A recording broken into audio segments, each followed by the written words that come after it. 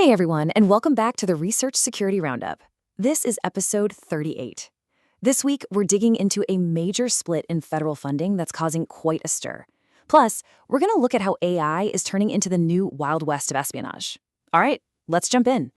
All right, so it is Friday, March 13th, 2026, and really the big story this week, the thing everyone's been talking about, is this fascinating push and pull in government spending. Plus, we're seeing some pretty bold moves from our universities. So, let's break it all down. So, here's what's on deck. We're going to start by following the money in Canada's bottom line. Then, we'll see how universities are really getting proactive. After that, we'll get into the human side of all this, take a quick trip around the world, and then wrap it all up with the big picture. All right, first up, Canada's bottom line. The big story here is the federal budget. Ottawa sent a really clear but also kind of conflicting message this week. It's like austerity for some, but then a massive cash injection for others. And honestly, it's forcing the whole research community to ask some really tough questions.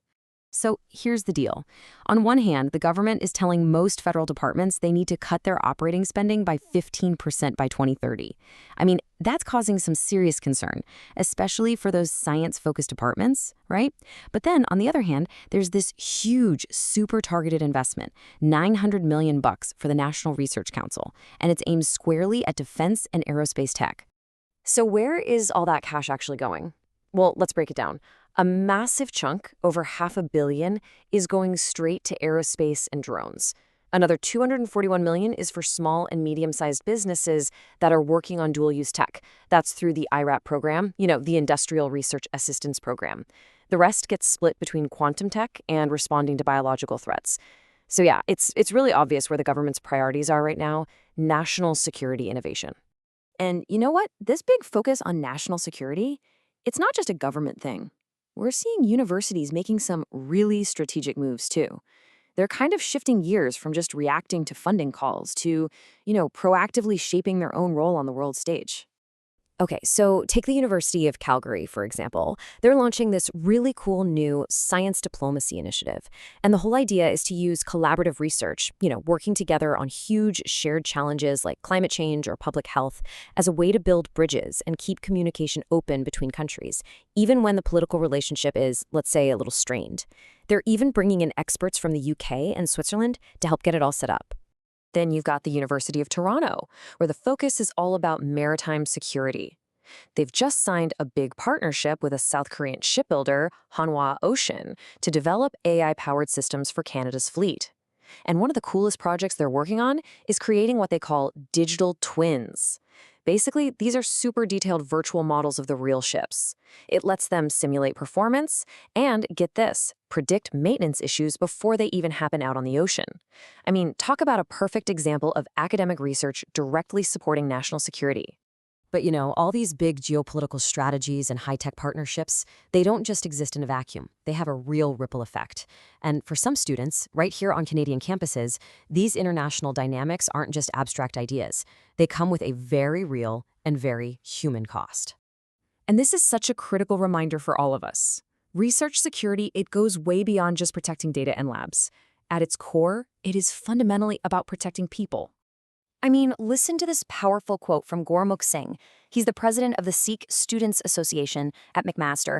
He and other student leaders were speaking out against the Prime Minister's recent visit to India. They're arguing that the government's, softer tone on certain issues is basically prioritizing trade deals over the actual safety of Sikh Canadians. And the result? A lot of students are left feeling vulnerable and just completely unheard, right, on their own campuses.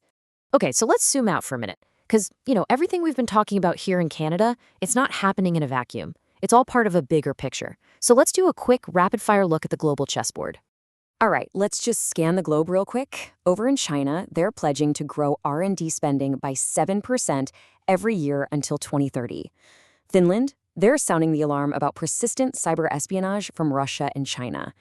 And this is interesting. In New Zealand, it's the universities themselves who are supporting tighter export controls on research.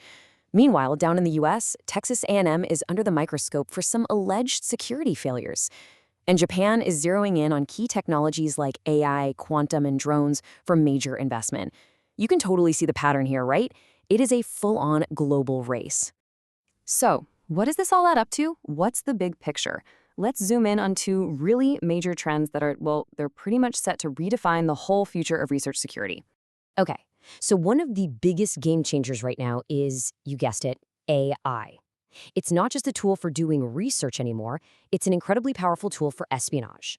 We're talking about AI making it possible to steal intellectual property faster and more secretly than ever before. And it opens up totally new ways to attack, not just the final product, but the entire supply chain. Think about it. Targeting the training data, the models themselves, even the cloud infrastructure. It's becoming crystal clear that the old cybersecurity playbooks, they just aren't going to cut it anymore. And the second major trend? It's really a battle for influence. China is pouring a massive, really strategic investment into its own scientific journals. The plan is to elevate them to top-tier status globally by 2035. And believe me, the goal here isn't just about prestige or bragging rights. This is a long-term play to make China the central hub, the go-to place for international science. And all of this, it brings us right back to the fundamental challenge that the entire global research community is facing right now.